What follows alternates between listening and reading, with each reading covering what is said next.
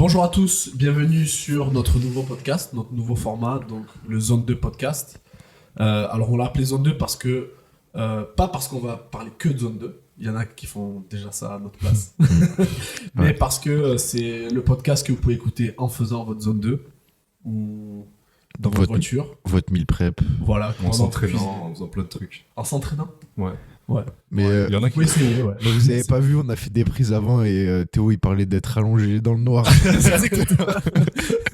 Vous pouvez l'écouter quand vous voulez, on vous jugera pas. Du coup, on n'a pas fait de podcast depuis le 26 septembre 2021. Ouais. Ça fait un bon moment. Et disons que pendant ce petit temps d'absence, on avait pas mal de boulot parce qu'on a un peu restructuré un peu tout. Et on voulait revenir avec un format un peu plus pro, avec le matériel. Et des formats un peu innovants, avec des sujets. Là, aujourd'hui, on va un peu tout aborder, mais voilà. Bah là, aujourd'hui, on va faire ça un petit peu en mode talk show. On va parler plein de trucs, les open, nos formules de programmation, comment on structure EMF, comment Ce qu'on a apporté, quoi. Ce qu'on a apporté depuis 1 an et demi, en fait, un petit peu le retour. Et du coup, je voulais commencer par justement la nouveauté sur nos procs, sur Strivey, qui est le format EMF Compete, EMF Fitness. Avant, on avait Excuse My Plan qui regroupait un peu tout et tout le monde. Maintenant, on a séparé totalement les deux choses puisqu'on a tourné une prog orientée uniquement vers le fitness. Jules, c'est toi qui la gères. Est-ce que tu peux nous en dire plus qui est ciblé par la programmation fitness, comment ça marche? Est-ce qu'on parle de comment c'était avant aussi? Excuse My Plan, par exemple, il y avait juste une voie commune à tout le monde et on a ajouté des séances additionnelles qui étaient pertinentes en fonction des séances qu'on mettait en voie commune. Et du coup, là, c'était aux Open l'année dernière. Avec Ruben, on avait eu l'idée juste déjà de faire une voie quarterfinals et une voie juste Open. Ouais. Donc, les gens qui veulent performer aux Open ou alors qui sont dans les 88-91 percentiles et les personnes qui sont sûres d'être qualifiées au quart. Donc déjà, on a voulu séparer les deux. Et après, du coup, en septembre, c'est où du coup, on en avait parlé avant, mais c'est amener le choix d'amener encore une autre offre, donc fitness. Donc fitness, ça s'adresse à tout le monde. Enfin, ça s'adresse à monsieur et madame tout le monde qui veut profiter de la méthodologie CrossFit, mais qui veut profiter de la méthodologie CrossFit, mais qui n'a pas forcément d'ambition de compétition, le temps de s'entraîner pour faire de la compétition, etc. etc. Donc, ça s'adresse vraiment à monsieur et madame tout le monde qui a un peu plus de temps, par contre, que pour faire des groupes classes. Quoi. Donc, si vous aimez le CrossFit, vous aimez EMF et que vous voulez pas faire de compète. Voilà. EMF fitness. Et après, par exemple, comment tu différencies, parce que tu gères aussi la prog RX Inter, donc qui correspond un peu à la voie open qu'on avait avant sur Excuse My Plan. Comment tu différencies les deux? En gros, qui peut aller sur RX Inter, qui peut aller sur EMF Fitness? Alors, ceux qui peuvent aller sur EMF Fitness, on va parler uniquement EMF Fitness là, parce que sinon on va se perdre. Je vais me perdre tout seul. EMF Fitness, on ne retrouvera pas des mouvements qui demandent beaucoup de skill. Donc dans les Metcon notamment, donc ring muscle up, bar muscle up, keeping HSPU avec un volume important, strict HSPU avec un volume important, chest to bar en butterfly, etc. Ça peut être intéressant. Je l'ai pas encore mis, je suis en train de réfléchir d'ailleurs parce que c'était une réflexion que je me faisais cet après-midi. Est-ce que ça pourrait être intéressant de le mettre juste en skill et construire un petit peu de volume sur ces mouvements-là pour ajouter un petit peu plus de fun à la prog? Je suis en réflexion avec moi-même, du coup. Continue comme ça. Voilà. Pour ajouter de la nouveauté et essayer de diversifier le truc. Mais l'objectif, c'est de travailler toutes les qualités physiques. Donc, on va retrouver quand même les mouvements altéraux, donc snatch, clean and jerk, pour travailler tout ce qui est coordination, puissance, vitesse. Rarement sous fatigue. Rarement sous fatigue, ouais. Je vais le plus sous fatigue. On va plus retrouver, par contre, des mouvements à la dumbbell, des strict pull-up, des strict dips, des toes to bar, des pull-ups. Et c'est après beaucoup d'ergo aussi. Okay. En gros, tu gardes la base du CrossFit, mais t'enlèves les mouvements trop complexes, trop dangereux, dangereux entre guillemets. Ouais, c'est ça. Enfin, on va dire qu'ils demandent beaucoup de skills et en gros, qui demandent une capacité tissulaire importante pour les encaisser. Okay. Donc, en gros, si par exemple, tu veux faire, avant de passer à EMF RX Inter, ça peut être intéressant de faire EMF Fitness pour te préparer justement à encaisser des mouvements avec un fort impact mécanique. Ok, ça va. Et à l'intérieur du coup, on a réalisé un pack qui s'appelle EMF Fitness. À l'intérieur, il y a une prog fitness que tu viens de développer. Ça. Et à l'intérieur, on a aussi un pack, une programmation qui s'appelle EMF Bodybuilding. Ouais. C'est aussi toi qui la gères. Du coup, pareil, à qui ça s'adresse? Comment tu gères la programmation? Quel cycle? Du coup, à qui ça s'adresse? Aux personnes qui veulent tout simplement, déjà, c'est simple, vu le nom, à ceux qui veulent devenir énormes, ceux qui veulent... non, mais ça paraît con, mais aussi... Ou alors, ceux qui veulent faire de la réathlée et qui n'ont pas les moyens de se payer un coach, parce que c'est quand même un coût, un coach. Donc... Et faire de la réathlée, c'est pas uniquement, je suis désolé pour les kinés, mais c'est pas chez Clinique qu'on le fait. Non. C'est ce qui se passe après. C'est ce qui se passe après le kiné. Et du coup, ça peut être intéressant de faire ce genre de travail avec cette programmation. Ok ? Et après, du coup, tu m'as posé la question de comment je programmais, comment je faisais, etc. Je me suis beaucoup inspiré du coup des programmations qui se font en bodybuilding, que ce soit en gros... Split routine. Ouais, split routine du coup. C'est-à-dire push-pull leg, tu vois, beaucoup, des trucs comme ça, ou alors juste un jour push-pull, un jour leg, un push-pull, un jour leg, etc. En fait, ce qu'ils font en bodybuilding. Après, en bodybuilding, c'est encore plus poussé parce qu'ils font que ça. Moi, en gros, c'est un complément en programmation. Donc, si tu fais ton WOD de salle et que tu veux faire du bodybuilding à côté, tu peux. Tu fais ta prog EMF RX Inter, mais tu veux faire du body, tu peux. C'est un complément. Ouais, donc le mec, par exemple, qui veut faire les groupes classes avec ses potes et qui veut faire après du body ou avant, prend la programmation bodybuilding. Ouais, on en a plusieurs d'ailleurs qui font ça, qui ont pris juste la prog EMF body parce qu'on a fait aussi cette part-là. Ils peuvent faire ça avec leur bro en plus. Oui, ouais, c'est ça. Et du coup, comment je programme déjà, c'est un truc qu'on m'avait posé la question, pourquoi je faisais comme ça. C'est du coup, toutes les 6 semaines, on change d'exercice. Ok, donc même exercice pendant 6 semaines. Même exercice pendant 6 semaines, même format de séance, etc. Je sais que ça peut paraître chiant, mais si on veut des progrès et si on veut des résultats, c'est par là qu'il faut passer. Principe de progressivité. Principe de progressivité. Et en plus, il y a un truc en entraînement que peu de gens parlent. Enfin, moi, sur les réseaux, j'en vois personne. C'est la quantification de charge d'entraînement. Et en fait, si on fait du constamment varié, comme on peut faire en CrossFit, qu'est-ce qui se passe ? En fait, on gère rien, on gère aucune progression. Du coup, si tu progresses, c'est un petit peu au petit bonheur la chance. J'avais vu des surtout pour une qualité comme une qualité physique comme l'hypertrophie. Ouais. En plus, c'est un travail très long, c'est chiant. Enfin, tout ce qui est en qualité monostructurelle, on va dire. Donc, travail de force, travail d'endurance, travail d'hypertrophie, même de coordination et tout, avec l'haltéro, de puissance. Enfin, c'est des travails qui sont travaux. Ouais, c'est monotone. Monotone et c'est chiant. Ouais. Donc voilà. Faut passer par là en fait. Et même tu prends du plaisir. Tu vois, ceux qui ont vu Pumping Iron. Est-ce que vous avez vu Pumping Iron? Si vous ne l'avez pas vu, vous allez sur Netflix, vous regardez. Nous, on l'a tous vu au moins 10 fois chacun autour de cette table. Où ils disent qu'ils préfèrent la congestion à autre chose. Voilà, vous pouvez vous régaler. Voilà, en fait, c'est vraiment le plaisir juste de l'entraînement. Donc, 6 semaines, même exercice, augmentation du volume de l'intensité au fur et à mesure des semaines pour stimuler l'hypertrophie. Exactement. Et changement après au bout de 6 semaines. C'est ça. Et pourquoi toutes les 6 semaines ? Parce qu'en gros, on observe normalement quand on fait du perso et qu'on fait de l'hypertrophie, on observe des phénomènes de crash au bout de 4 à 6 semaines.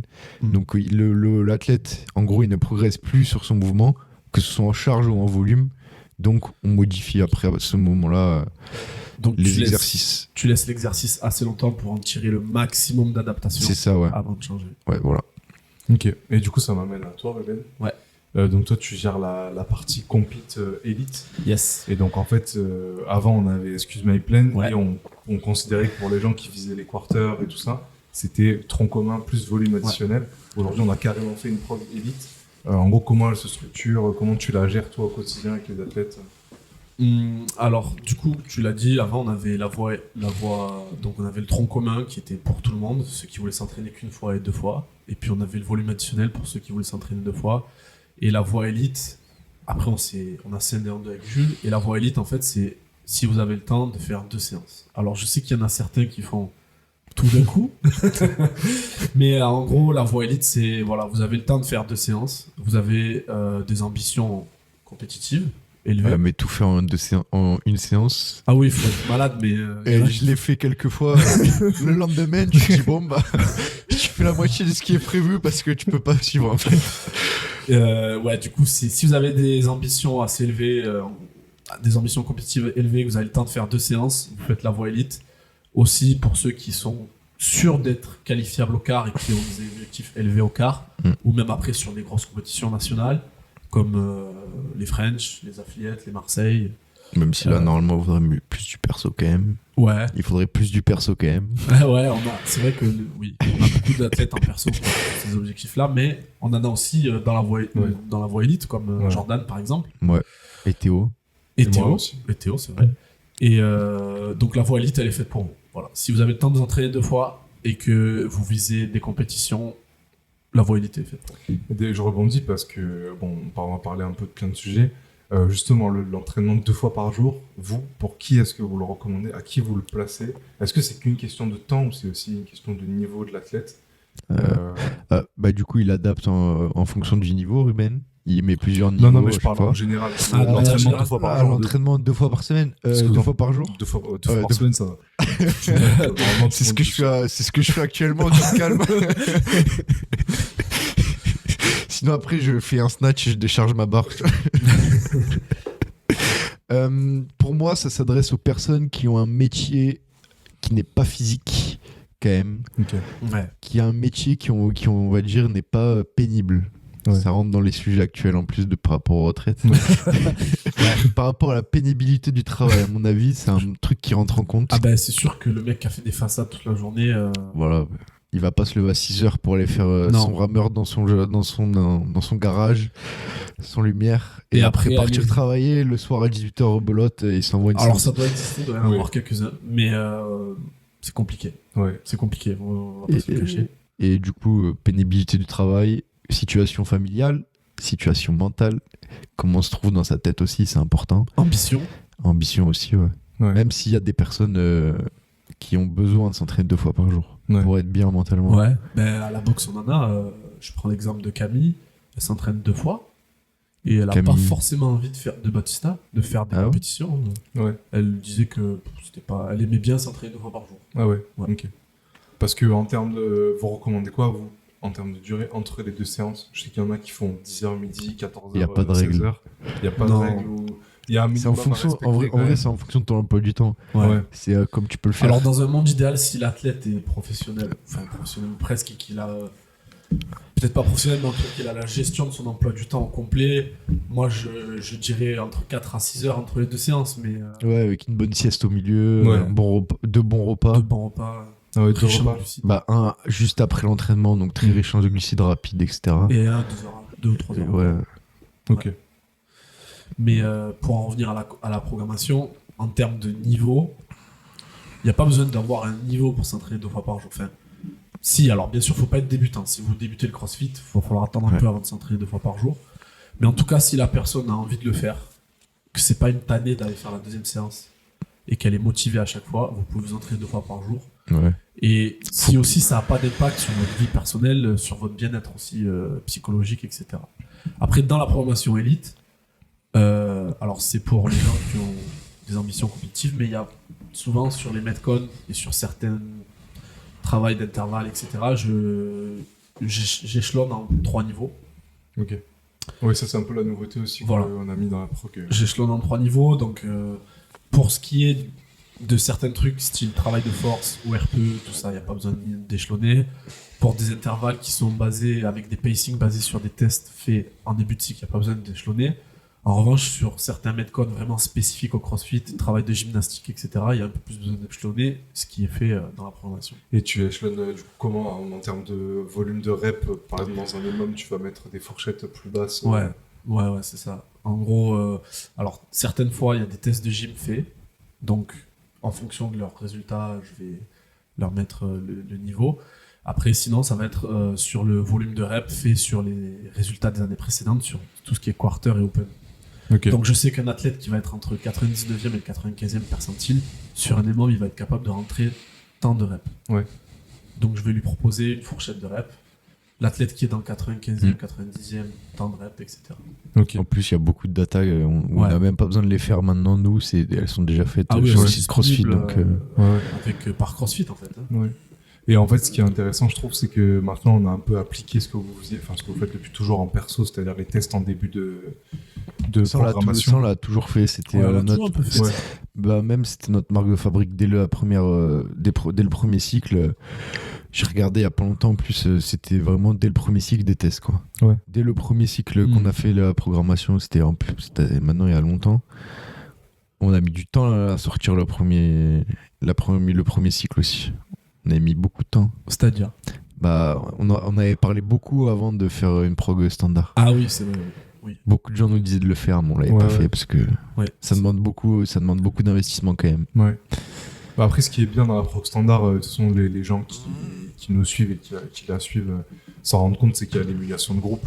En fait, même si t'es seul dans ta box, t'as l'impression que t'es plusieurs. Et nous, je sais que sur AMF Compete, on est une quinzaine, par exemple, et ça se challenge toujours dans les scores. Sur la voie élite, juste. Ça se challenge toujours dans les scores et tout, et on se retrouve pas mal là-dessus. Et je trouve que ce qui est bien maintenant, après, c'est vrai que j'ai rejoint la prog que maintenant, mais j'ai trouvé ça cool l'approche, tu vois, en début de cycle, de faire des tests 150 GHB, 15 leg less, et après d'adapter les EMOM du samedi sur ça, en fonction des résultats. Ouais. Parce que sinon, très vite, tu te retrouves un peu largué, en fait, si t'as pas ces trucs-là, si t'as pas ces repères, et t'as l'impression de faire la prog en scale, alors que pas du tout. Après, il y a des fois quelques petits problèmes, entre guillemets. Par exemple, les Metcon du mercredi, où je mets 3 niveaux. Les 3 niveaux sont durs, ouais. Non, alors, c'est du CrossFit. En fait, c'est normal que ce soit dur. Non, je plaisante. En fait, que tu fasses le meilleur niveau, le plus bas, c'est... Non, mais des fois, je sais que moi-même, des fois, quand je l'ai fait, je veux à tout prix faire le niveau 1, enfin le meilleur niveau. Oui. Par exemple, samedi, quand on a fait le 17, là, j'aurais dû prendre le niveau en dessous. J'aurais dû prendre le niveau du milieu. Et tout le temps, c'est naturel, mais on a tous envie d'aller faire le niveau le meilleur. On pense que... Et des fois, on se trompe. Mais bon, ça, c'est... Non, mais du coup, ces niveaux-là, justement, quand tu gères ton entraînement intelligemment, ça te permet de faire un peu des RPE dans les niveaux. Si, on va dire, si ton niveau de base, c'est le niveau moyen. Tu sais quoi, déjà, les noms que tu donnes? Alors, Capistan, Cabot et Bleuet. Capistan, le plus élevé, Cabot, l'intermédiaire, et Bleuet, le... Ouais. C'est militaire, en fait. C'est des militaires. Et du coup, ça permet juste de mettre un peu un RPE sur ton training et de dire, normalement, je suis au niveau Capistan. Là, cette semaine, je suis un peu moi, fatigué. Ça dépend parce que je la suis. Et en fait, ça dépend des trucs. Parce qu'en gym, je suis grand, lourd. C'est un peu plus compliqué pour moi. Même si c'est pas une excuse. Mais du coup, s'il y a une dominante beaucoup gym, je vais prendre un niveau plus bas. Alors que si c'est wall ball, rameur, asso bike, c'est des trucs que tu vas prendre le niveau. Je monte dessus, je mets le meilleur niveau. Tu vois. Et ça peut même arriver que certains, par exemple, sur des fois, il y a des jours où je me sens pas bien, j'ai pas envie de m'entraîner, mais j'y vais quand même m'entraîner, mais je mets le niveau bleu et je bouge. T'as toujours fait ça, quoi. C'est ça. Et des fois, ça arrive aussi que sur des EMOM de conditioning, certains prennent pour certains mouvements le niveau Capistan et pour d'autres mouvements le niveau Cabot parce qu'ils sont un peu moins bons. Totalement. Et là, du coup, pour l'approche, il y a les Open qui arrivent dans 3 semaines. Là, comment vous gérez l'approche vous pouvez dire pour vos programmations, mais comment vous gérez l'approche pour les gens qui visent les Open? Du coup, RX Inter, c'est pour les gens qui visent les Open. Quand on dit visent les Open, je précise, c'est juste les gens qui veulent scorer aux Open, voire peut-être se qualifier au quart. Et quand on dit les gens qui visent des quarts, c'est vraiment les gens qui sont sûrs. Donc en gros, c'est pour mettre leur pic de forme, on va dire leur pic de forme optimal au niveau des Open. Donc pendant 3 semaines, être à la meilleure forme possible, être préparé au type d'effort qu'on va retrouver aux Open. Donc on va retrouver beaucoup, on va dire, d'intervalles sur des WOD qu'on a déjà fait aux Open, qu'on a déjà vu aux Open, des combinaisons de mouvements, etc. Et après, moi, il y a un truc que j'aime bien faire, c'est mettre un travail de force ou un travail de puissance, travail technique, mettre un Metcon actuellement. Donc c'est comme ça que je fais sur 3 jours de la semaine, un travail de Metcon spécifique aux Open ou un travail de conditionnement. Et après, je mets un travail de force pour préparer justement les athlètes. Ils vont se retrouver aux Open, tu fais le 22.3, tu fais ton WOD, tu te retrouves, tu dois faire un max à la fin. 21.3. Ouais, 21.3, pardon. Du coup, j'ai préparé en fonction de ça. Du coup, par rapport à avant, justement, un peu en off-season, tu mettais le travail de force en premier. C'est beaucoup du dissocié, donc beaucoup de travail de force. Et même des fois, en off-season, je mettais travail de force et ça pouvait arriver que t'aies juste un metcon de 8 minutes, tu vois. Ouais. Enfin, même, c'est souvent ce qui arrive parce que tu veux pas travail de force. On a parlé de la 60 ? Non, mais on peut en parler. Ouais, tu peux en parler. En fait, on n'avait pas trop parlé de la Rex Inter encore. Ouais. Mais ouais, tu peux. Du coup, là, actuellement, Rex Inter, je fais ça. Et après, quand c'est hors saison, vraiment cet été, par exemple, c'était vraiment. Peut-être pas cet été, mais à partir de septembre, c'était beaucoup plus du travail dissocié, quoi. Ouais.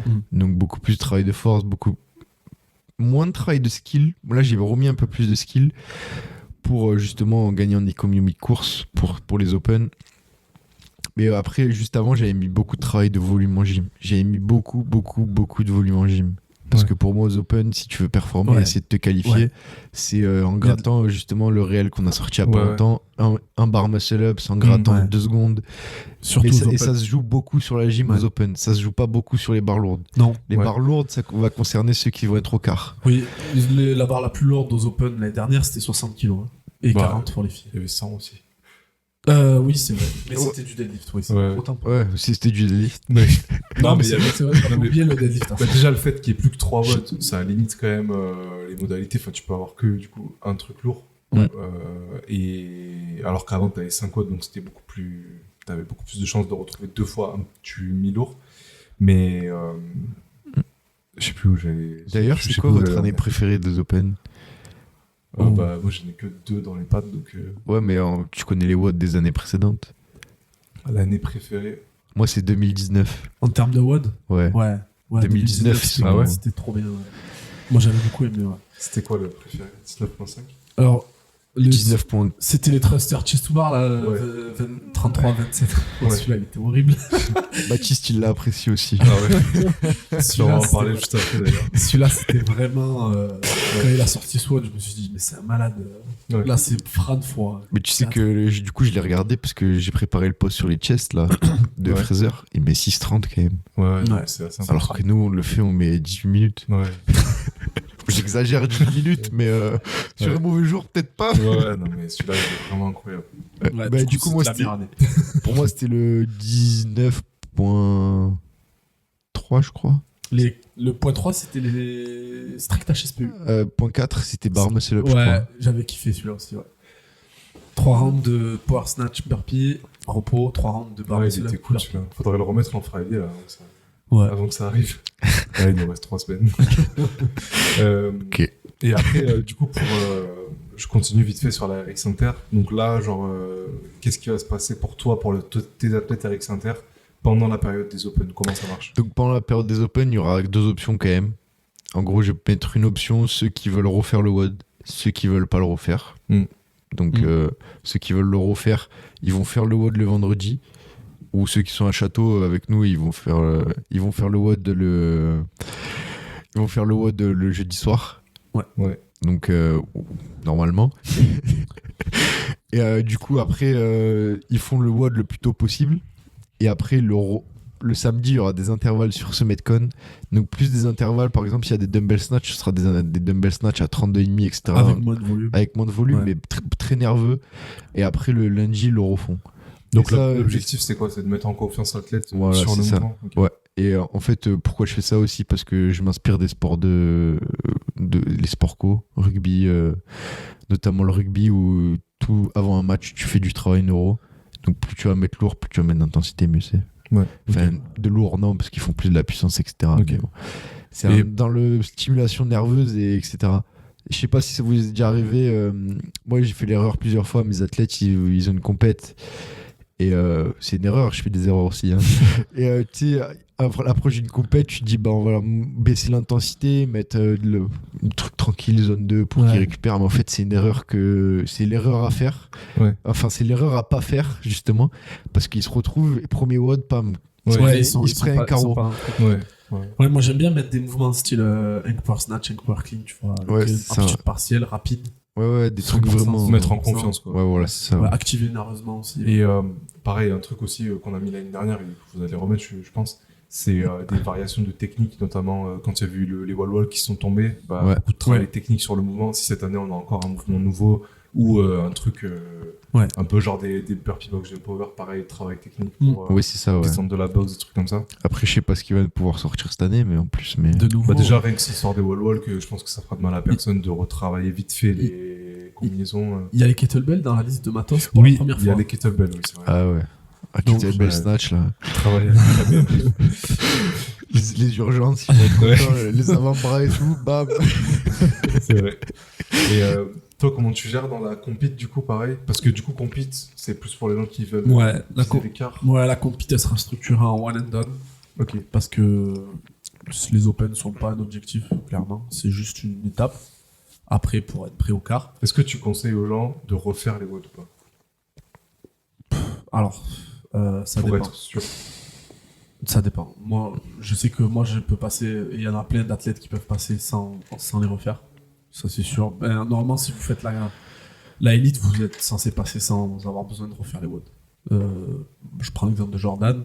Il n'a pas besoin de refaire le WOD pour passer. Ouais. Donc, après, certains athlètes ont besoin de les refaire parce qu'il y a un aspect aussi psychologique à faire des bons Open pour se mettre en confiance pour l'écart. Oh. Donc, si vous passez vraiment à travers d'un WOD et que ça vous affecte un petit peu, vous pouvez le refaire pour vous remettre en confiance et vous dire ok, c'est bon. En fait, Mais ça, le truc de faire des bons Open, ça a perdu, je trouve, depuis qu'ils ont mis 3 WOD depuis qu'il y a plus des regionals, notamment, je trouve. Ouais, de faire des bons Open. Avant, même des personnes qui faisaient millième français, ils voulaient refaire leur WOD. Oui. Ou 2 millièmes, ou 3 000, ou 100 millièmes, tu vois, on s'en fout, mais ils voulaient refaire leur WOD juste dans l'objectif de faire des bons Open, et je trouve ça a perdu ça. Oui, ça a perdu un peu. Ouais, ça a perdu un peu. Et ça s'est pas trop transféré au quart encore. C'est-à-dire, tout le monde ne veut pas encore faire l'écart. Ouais. Moi, j'ai des athlètes encore en coaching perso qui visent French Affiliate Marseille et qui n'ont pas forcément envie de faire l'écart. Plus, ils vont les faire, mais c'est pas leur objectif principal. Ouais. Ils veulent pas être en pic de ça. ça. Et comment tu gères la programmation du coup pour l'orienter vers l'écart? En haut, qu'est-ce qui va se passer pendant les 3 semaines d'Open? Alors du coup, l'écart, c'est une semaine après les Open? Cette année, ouais.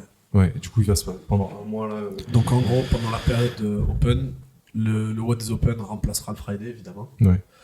Et puis, durant cette période-là, on va commencer à s'affûter, en tout cas travailler pas mal sur du travail associé sur les mouvements qui apparaissent au quart. Donc, GHD sit-up, rope climb, muscle up, rameur. Bah, même si t'as commencé pas mal à le faire. Hein, Ouais, oui. on a commencé pas mal à le faire, mais là, du coup, on va commencer à mélanger beaucoup plus les modalités. Donc, vous pourrez avoir du GHD avec des power snatch à 80, ce qu'on a eu au quart 2 ans d'affilée d'ailleurs, pour les hommes. Vous pourrez avoir des strict HSPU avec des overhead lunge. Vous pourrez avoir des rope climb avec des pistoles. C'était un bon mouvement, ça. Ouais. C'était horrible. Voilà, en gros, on va... Alors évidemment, je ne mettrai pas que les mouvements qui sont tombés les années précédentes. J'essaierai de mettre de nouveaux mouvements qui sont pas encore apparus, comme par exemple les Devil Press, c'est jamais apparu aux Open, jamais apparu au quart encore. Les mouvements avec 2 dumbbells, les mouvements avec 2 kettlebells, vu que c'est sur la liste. Le rameur, ça tombe... en tout cas, les 2 années précédentes, c'est tombé au quart, mais pas aux Open. Donc, pas mal de rameurs. Disons que le travail d'ergo s'orientera plus sur le rameur que l'éco-bike et le ski, etc. parce que ça tombera pas. Voilà. Ouais, c'est pour ça, moi, dans ma prog Eric Center, j'ai mis aussi dans l'objectif que je pense qu'il peut avoir que du rameur qui va tomber. Ouais. Du coup, j'ai mis que du rameur. J'ai mis un cycle de développement rameur et après, là, on travaille sur de rameur et des mouvements crossfit spécifiques. Et après, quand tu auras plus la saison, tu disais que... Attends, mais vas-y, repars proprement, non? Ouais. Alors... Non, mais c'est toi qui parlais en fait. Ouais, bah du coup, petit problème caméra. J'étais en train de dire que sur le rameur, on travaillait le rameur avec des mouvements spécifiques au crossfit, mais des mouvements plus bodyweight, donc burpee, box jump over, etc.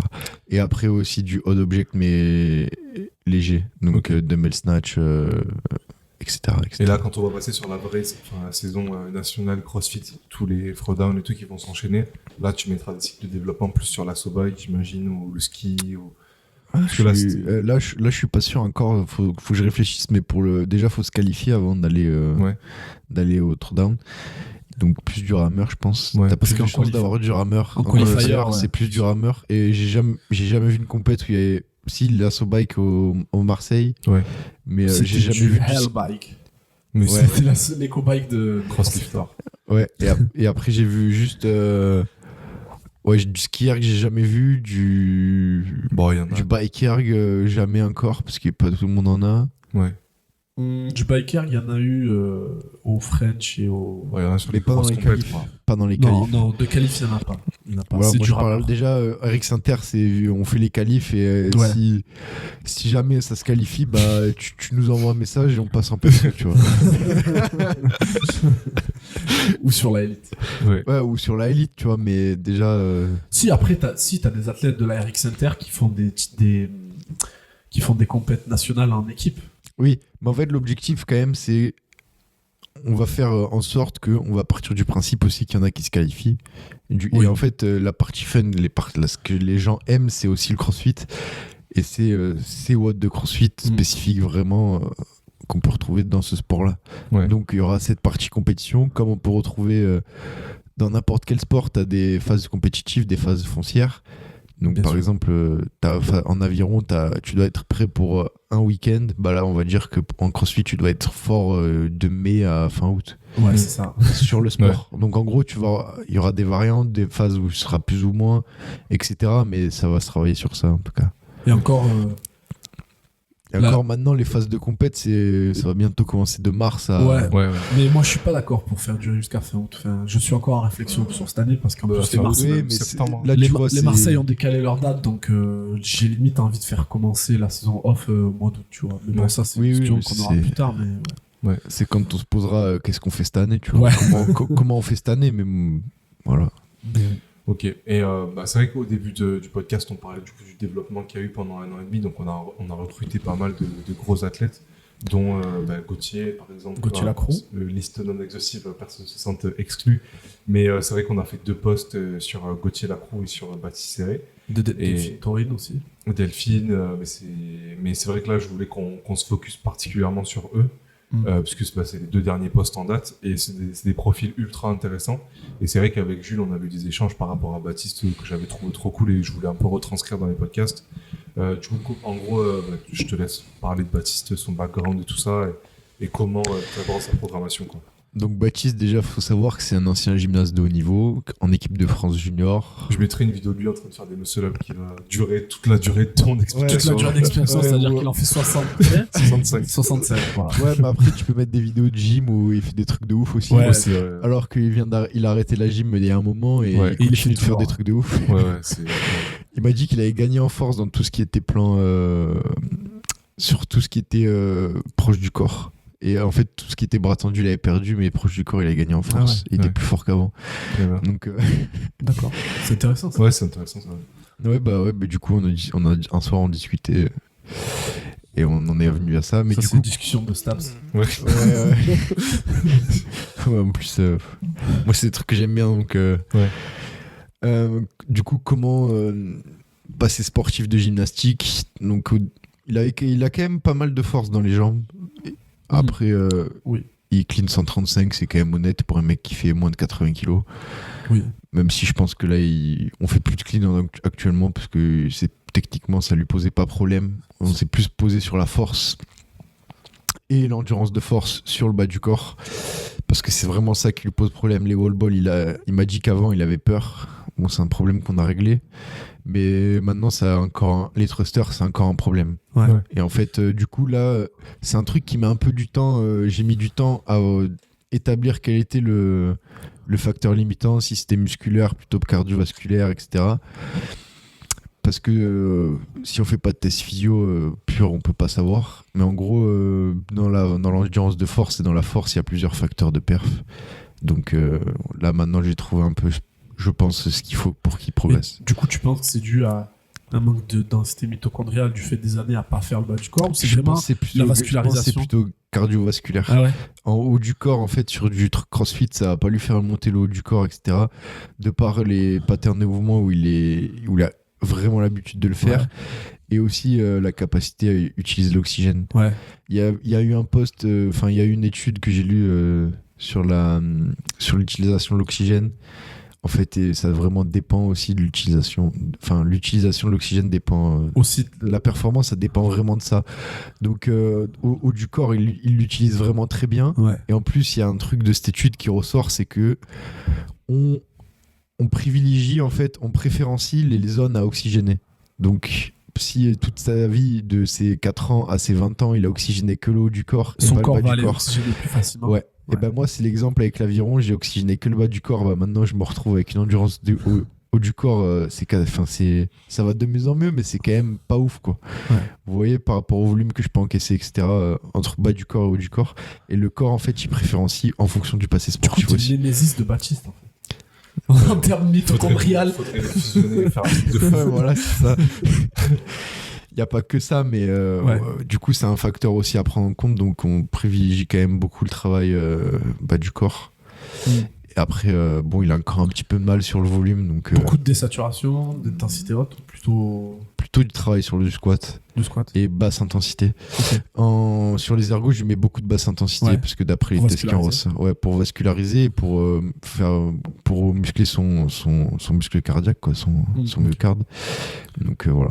Et ce qui est intéressant, je trouve, parce qu'on en avait parlé en off, c'est que du coup, il a un excellent niveau en gym, mais en fait, sur des WOD où tu dirais, là, Baptiste, il va tout tuer, en fait, il a du mal parce que tu m'expliquais qu'en gros, il avait du mal à adapter sa technique à la technique CrossFit. Genre, par exemple, sur des toast to bar, il était trop strict, pas à son keeping. Ou sur des chests, c'est pas c'était forcément les toast to bar, mais c'était plus les chest to bar. Ouais. Ça, il le sait, je lui ai dit, et même on est encore en train de travailler dessus. Et je pense aussi c'est un manque de pratique. Parce que les toast to bar, c'est un mouvement qui est quand même assez simple techniquement. Et niveau relâchement, il est pas une barre, ça va, enfin tu vois. Et même bar muscle up, il a l'habitude avec la gym, ring muscle up, il a l'habitude, parce qu'il en faisait dans les tests, en équipe par exemple. Mais du coup, non, qu'est-ce que je voulais dire ? Du coup, je disais que j'ai perdu mon fil. Sa technique, elle était trop. Et du coup, par strict. exemple, sur les chest to bar, c'est un mouvement où en gym, il ne le retrouve pas. Ouais. Mais du coup, c'est vraiment trop scolaire, quoi. Ok, ouais. Tu vois que c'est trop bien placé, il n'y a pas vraiment de.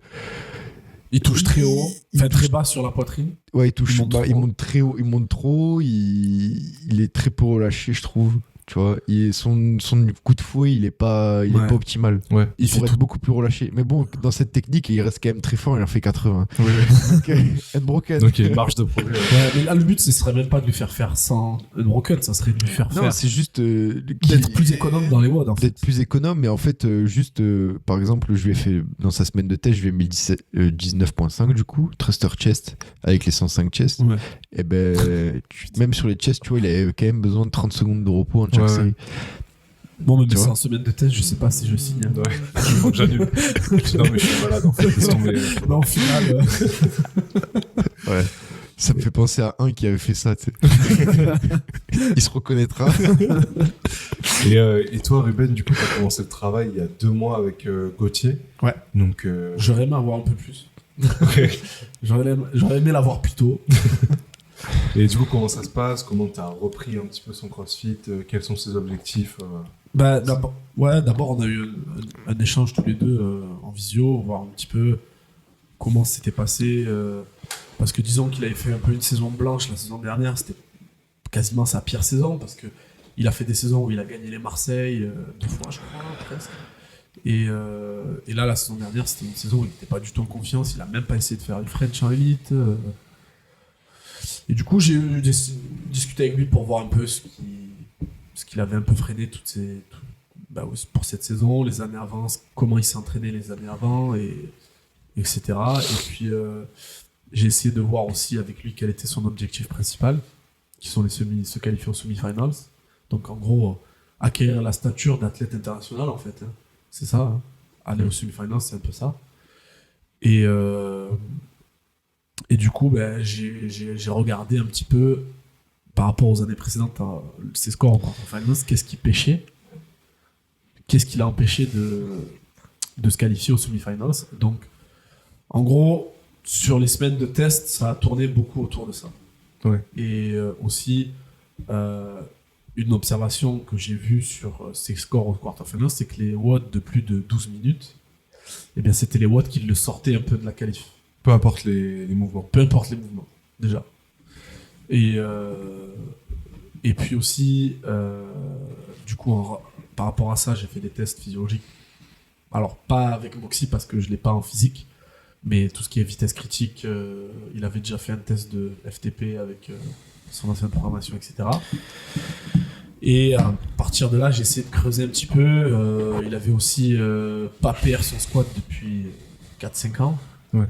Donc il avait fait 200 et il était resté bloqué à ça depuis des années. Et est-ce qu'il avait vraiment travaillé? Il me disait que dans son ancienne programmation, son ancien coach, je ne faisait pas faire de cycle. C'est-à-dire qu'il y avait du squat, un coup c'était un format, après un coup c'était un autre format. Ouais. Et il benchait peu souvent alors que c'est parce que là tu dis qu'il squatte 200, mais pour que quand même remettre l'église au milieu du village, pour faire avoir la stature d'athlète inter quand même, je pense qu'il faut pas que 200.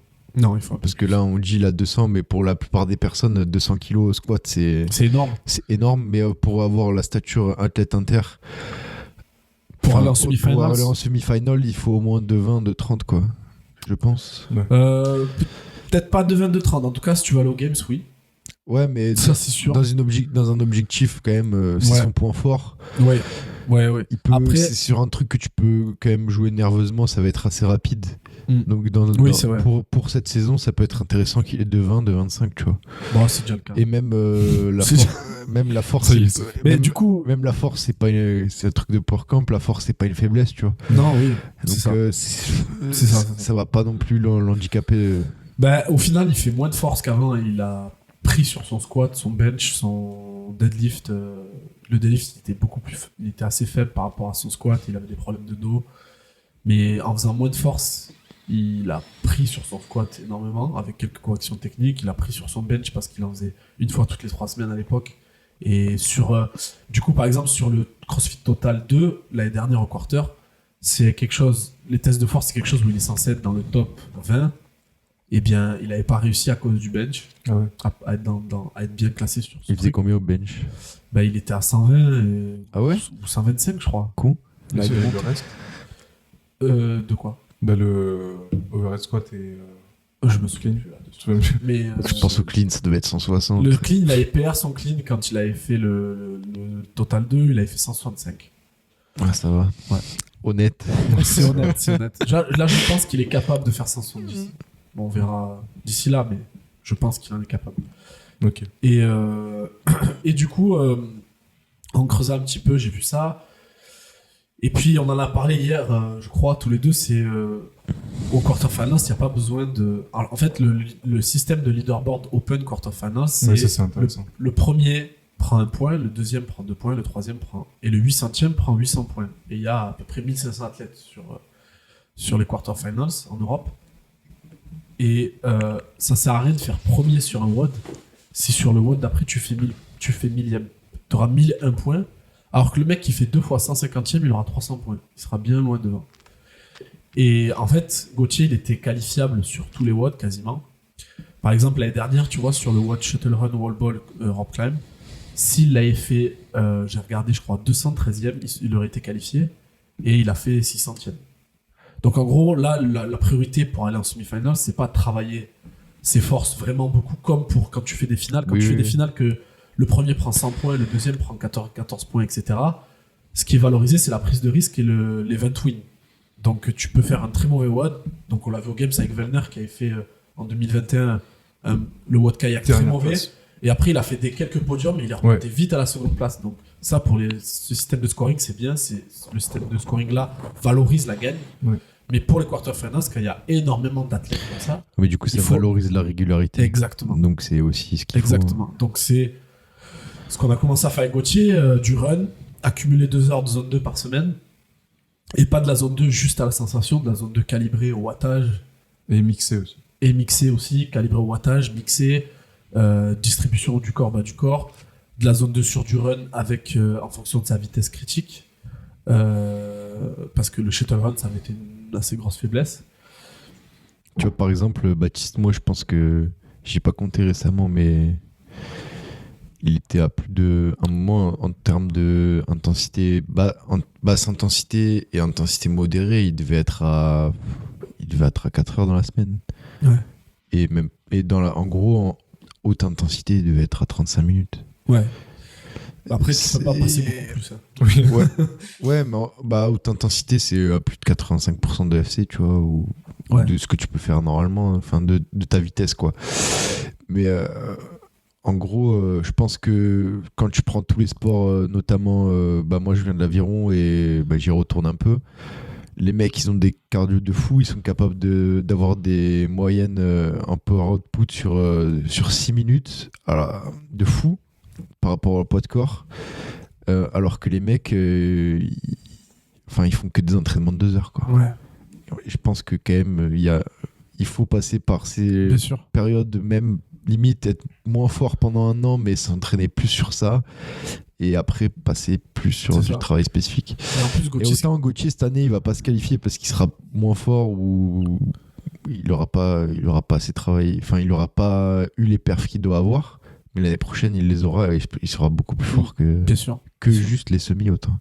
Ouais, c'est ça. Parce que juste se qualifier juste autant il pourra au semi bien sûr ne pas être spectateur, ne pas être juste participant mais... voilà. Ouais, bien sûr, et ça prend un peu de temps. On en a parlé tous les deux. Après, il est quand même très coachable, c'est-à-dire que quand il a 1h20 de zone 2 à faire sur le bike, il les fait, quoi. Ouais. Tu vois, il n'y a pas de... Il n'y a pas de négociation. Il n'y a pas de négociation. Il sait pourquoi. Je lui ai expliqué, je lui ai montré. Tu vois, par exemple, son test de critical power à l'EcoBike, son W', il était à 50 000, tu vois. C'est-à-dire qu'en gros, pour expliquer un peu aux gens, donc tu fais un test de 3 minutes et tu fais un test de 12 minutes. Et en gros, le ratio entre le test de 3 minutes et de 12 minutes, il était très inégalement réparti. C'est-à-dire qu'il avait un bon test de 3 minutes, mais un test de 2 minutes mauvais. C'est-à-dire que c'était un athlète puissant, quoi. Pour donner une idée aux gens, les quarterfinals 2021, le WOD High Burpee Box Jump Over, c'est ça, et Power Snatch à 80, il avait fait 14e Europe. Tu vois, c'était un WOD court, explosif. Donc c'est son profil à lui. Donc maintenant, ce qu'il faut pour passer en semi-finals, il faut être régulier, il faut être bon sur les WOD de plus de 12 minutes, 15 minutes. Donc on va travailler dessus. Oui, 14e sur ce vote-là et 600e sur le Shuttle Run. Ouais, c'est ça. Donc du coup, t'as le W prime aussi dans c'est ça, exactement. T'as le W prime du coup qui se transfère sur... Sauf que tu peux pas faire de modèle mathématique. Oui, c'est pour exprimer le truc dans des termes c'est ça. dans des workouts, quoi. C'est ça. Et puis après, à l'inverse, on a Pierre. Ouais. Et puis il y a certains mouvements aussi qui lui font, comme Baptiste pour les wall ball, peur un petit peu, genre les box jump power, les pistoles, donc on travaille dessus. En plus, c'est des mouvements qui sont compliqués à travailler dans le sens où tu peux pas en faire 200 par semaine parce que tes structures vont pas tenir, donc il faut le faire assez de manière structurée et intelligente. Mais bon, on est sur le truc. Du coup, comment aborder les Open ? Ouais, pour changer de sujet. Pour revenir sur le premier sujet, comment aborder les Open sereinement ? En gros, si on se situe dans la frange qui va peut-être se qualifier, mais qui n'est pas sûr, qui les a lopés de peu l'année dernière et qui là arrive... En soi, ne pas se mettre la pression sur ça. C'est pas une fin en soi déjà. De se qualifier en quart ou pas, c'est pas ça qui va changer ta vie. C'est un peu ce que tu disais, genre si c'est pas cette année, c'est l'année d'après, quoi. Voilà, c'est ça. Ouais. Et souvent, le travail fait une année paye l'année d'après. Ouais, aussi. Ouais. C'est vrai. Ça, c'est le principe même d'un sportif. Ouais. C'est avoir conscience que le travail fait d'une année va payer l'année d'après et pas l'année même. Ça, c'est important de le dire parce qu'il y a pas beaucoup de coachs qui le disent, mais c'est très, très, très vrai. Ouais. C'est très, très bien. Ouais, c'est pas parce qu'on loupe, on fait une saison blanche que c'est terminé, la carrière est finie. Ah bah non, sinon, t'aurais aucun sportif. Enfin, sinon, t'aurais que des sportifs en gros qui dès la première année performent et toute leur carrière performe. Ouais. T'aurais que ça en fait. Du coup, ce serait nul. Puis même c'est vérifiable là, quand tu prends 5 kilos sur ton squat. Ces 5 kilos là, ils sont acquis et ils bougeront plus l'année d'après. En fait. Ouais, c'est vrai. C'est ça, voilà. Ton progrès, il se fait l'année d'après en fait. Ton vrai progrès en tout cas. Et là, concrètement, vous avez un athlète qui est justement correspond à cette démographie là. Et après, en fait, moi, comment aborder donc les personnes qui veulent par rapport à la RX Inter, par exemple, ou ceux que j'ai en perso, donc les 24 athlètes que j'ai en perso, je vais avoir une discussion avec eux à chaque fin de workout. Donc avec les 24, est-ce que tu es fier de ton effort ? Ouais. S'ils me disent oui, on refait pas. S'ils me disent non, on refait. Ouais. Tout simplement. Sans même regarder le score. Voilà. Ouais. Je pense que c'est un des principaux facteurs à prendre en compte, c'est la fierté de son effort. Ouais. Et puis, un autre truc aussi qui est simple, définissez si vous êtes plutôt un type d'athlète qui veut... Parce qu'il y a souvent, quand on parle de WOD de qualif ou même des Open, on a souvent des box qui organisent des WOD.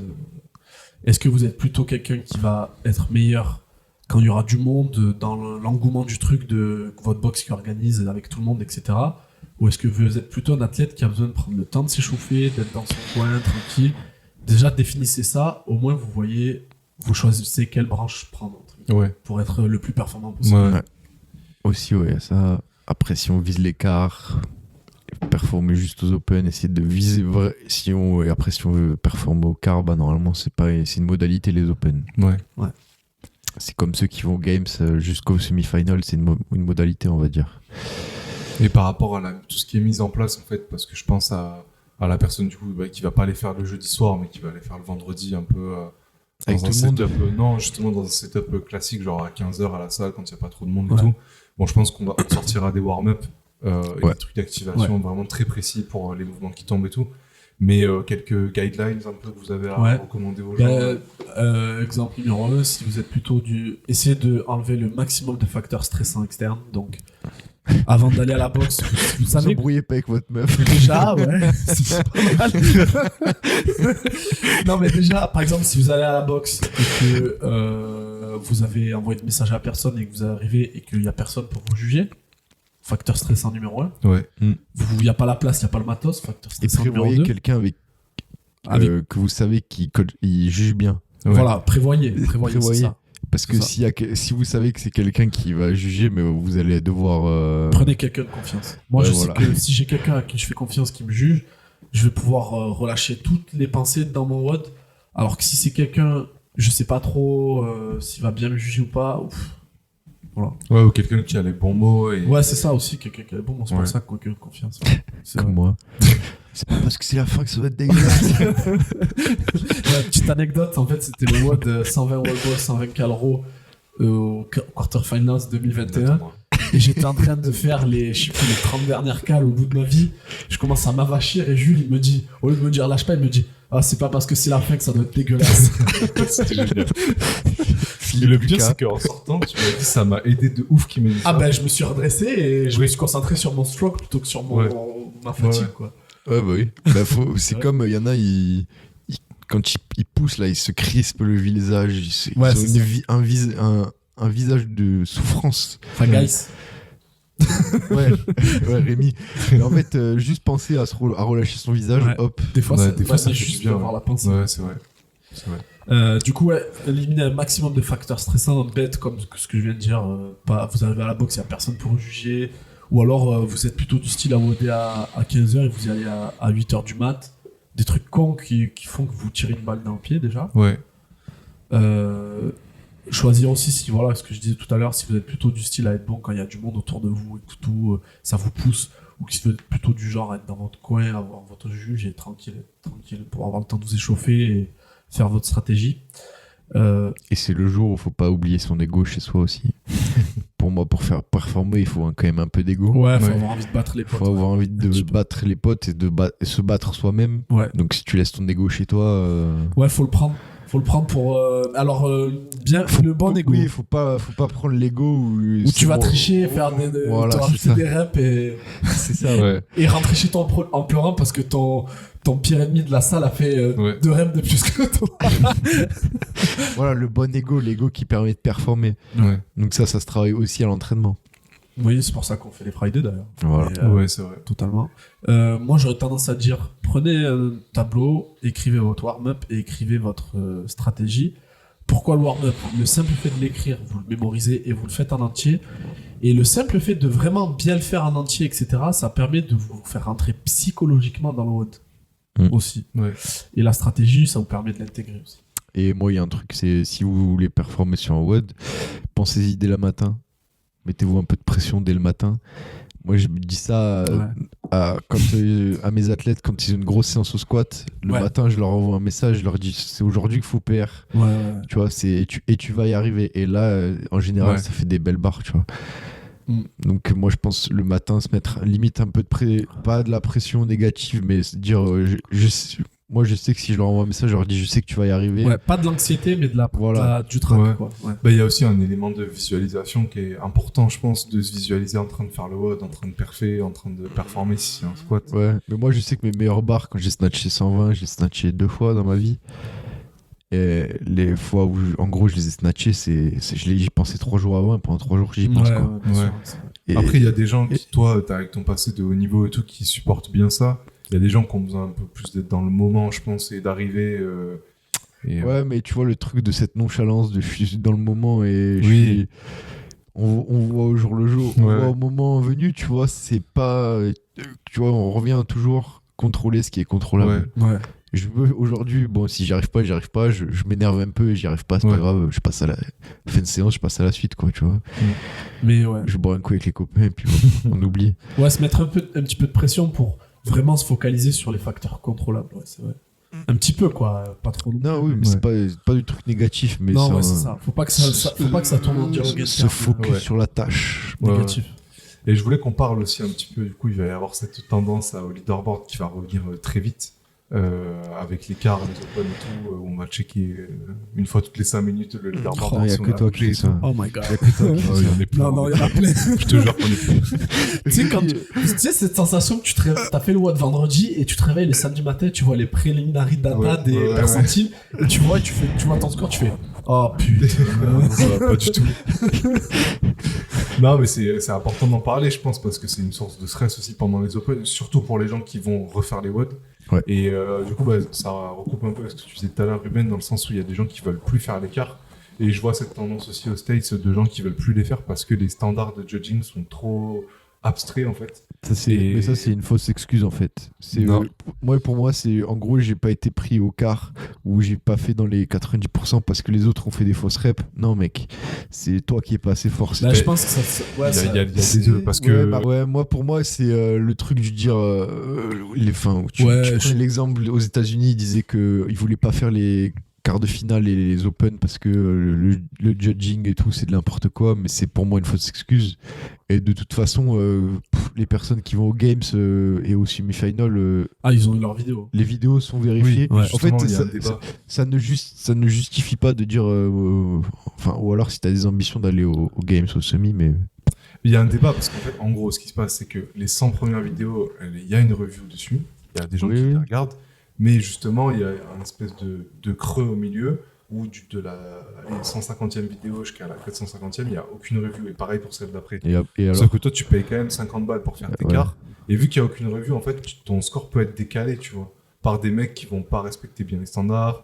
L'année dernière, on l'a vu avec les shuttle runs, les gars qui ont rentré leur score. Ce Gauthier m'en avait parlé, ça. Mais c'est un exemple, mais en fait, c'est juste que certes, les mecs qui vont finir au quart, ils vont y aller. C'est juste que le classement des autres, il va pas être précis du tout. Je suis d'accord, mais tu prends typiquement un sport co, le foot. Alors, du coup, tu prends typiquement un sport co, le foot, l'arbitrage, c'est indépendant de toi en fait. Ouais, c'est un truc que tu peux pas contrôler. Les autres, tu peux pas les contrôler. Contrôle-toi, concentre-toi sur toi, tes mouvements, faire des belles reps et être le plus fort possible que tu peux l'être.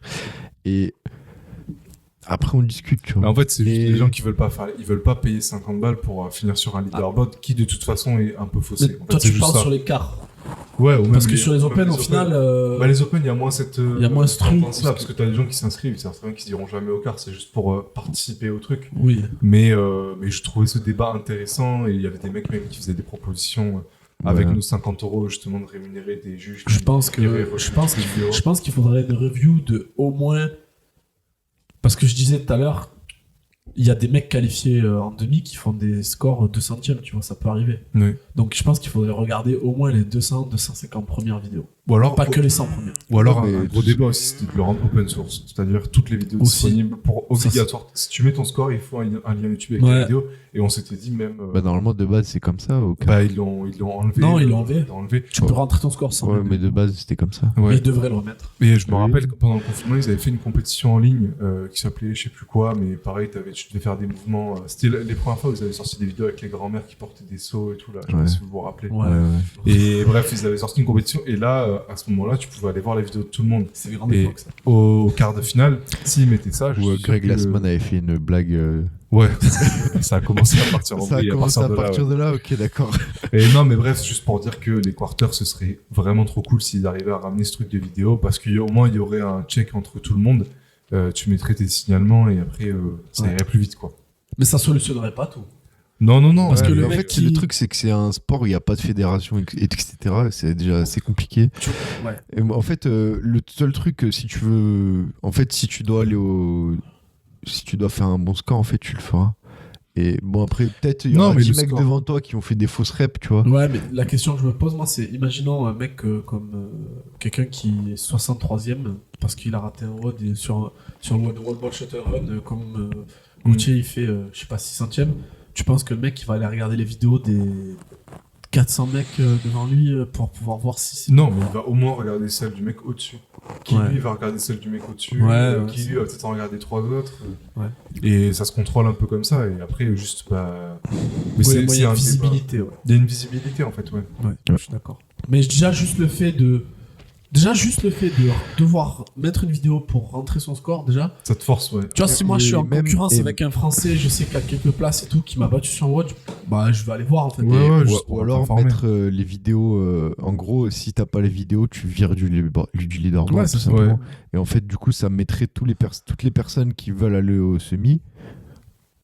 Déjà, ils sont avantagés parce qu'ils sont tous ceux qui se filment, ils sont avantagés Ouais. sur le leaderboard. Et en gros, ça éviterait ce genre de problème du coup. Ouais. Après, c'est un long débat parce que je sais que l'année dernière, par exemple, il y avait aussi un truc genre le WOD Shuttle Run. Nous, on se rend pas compte parce que dans notre box, on a pu l'organiser assez facilement par chance. Mais en vrai, au niveau logistique, le WOD Shuttle Run, Wall Ball, Rope Climb, il était impossible à organiser. Genre, Titi, par exemple, ils ont dû construire littéralement une tour de box pour faire la cible de Pour wall faire ball, les wall balls pour que proches ce de la soit corde. bien à l'écartement. parce que Ouais, les- Fikowski, il a fait avec son sauna. Oui, oui. Non, mais Quoi genre, c'était n'importe What Il a mis son sauna dehors, il a Ouais, mis des Pour faire box une sur cible. son Bah, en sauna. fait, pour respecter exactement au centimètre près le truc, mais sinon c'était quasi. Ouais, après impossible. CrossFit, ils mettent pour la distance entre les. Ça par exemple, ils mettent une distance minimale. Mais il n'y a pas de distance maximale, c'est-à-dire ta cible, elle peut être plus loin. Ouais. Est-ce qu'il va passer devant ou pas Je sais pas. Est-ce qu'on le voit, tu crois, là? Je vais l'avouer. Tu nous en regardes. Mets-le dehors. On était en train de parler des distances entre les mouvements, par exemple, que Titi avait dû Oui, mettre. tu sais, vas-y. CrossFit, ils mettent une distance minimale. Mais c'est sûr que le mec qui veut aller en semi. Mais il voilà, va tout ouais, optimiser. c'est ça. Non, mais du coup, le problème, c'est que il y a aussi. Enfin, CrossFit devrait soit annoncer des quarts un peu plus à l'avance, ou au moins les dispositions sans mettre les reps, pour qu'on puisse plus se préparer à ça aussi. Et faire des vidéos plus propres, parce que je pense qu'il y en a plein qui respectent pas les standards, parce qu'en fait, c'est trop compliqué de les installer à temps. Parce qu'au final, l'année dernière, on a eu genre 24 heures, même pas, pour Ouais, c'est vrai tout que moi, installer. les cibles, j'avais dû les changer. Ouais, j'avais dû les mettre. déboulonner les cibles et Voilà, tout, c'était... Et même des cordes de 4 mètres. Préparez-vous pour cette année.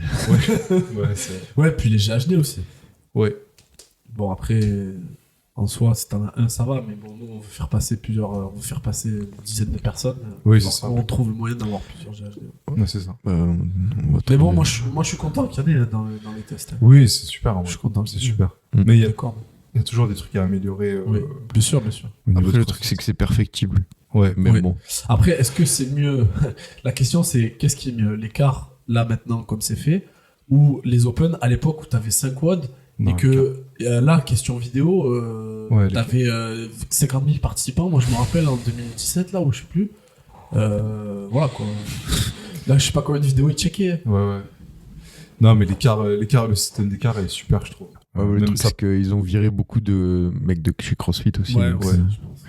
Ça, bon, là, ils sont en train de changer de politique vis-à-vis de Ouais. la compétition, mais là, Ouais, la mais nouvelle en gros, problématique. tout ce qui avait été construit pendant des années, ils l'ont déconstruit pour le reconstruire. Ouais. Mm. Mais là, il y a une nouvelle problématique qui se pose, c'est les events semi-finals qui sont pas rentables. Ouais. Pour certains.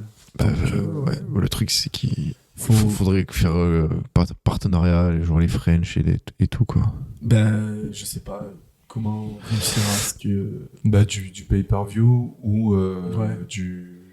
du sponsoring massif de ces événements-là. Mais en fait, le truc, c'est que personne se déplace. Les arènes, elles sont vides à chaque fois. C'est ça, en fait. Et Alors que les je sais régionales, pas c'était comment- quand même pas mal plein. Ouais. Mais apparemment, ça leur coûtait des sous à CrossFit. En fait, tu peux le regarder gratuit sur YouTube, donc Ouais. tu vois, je vois pas.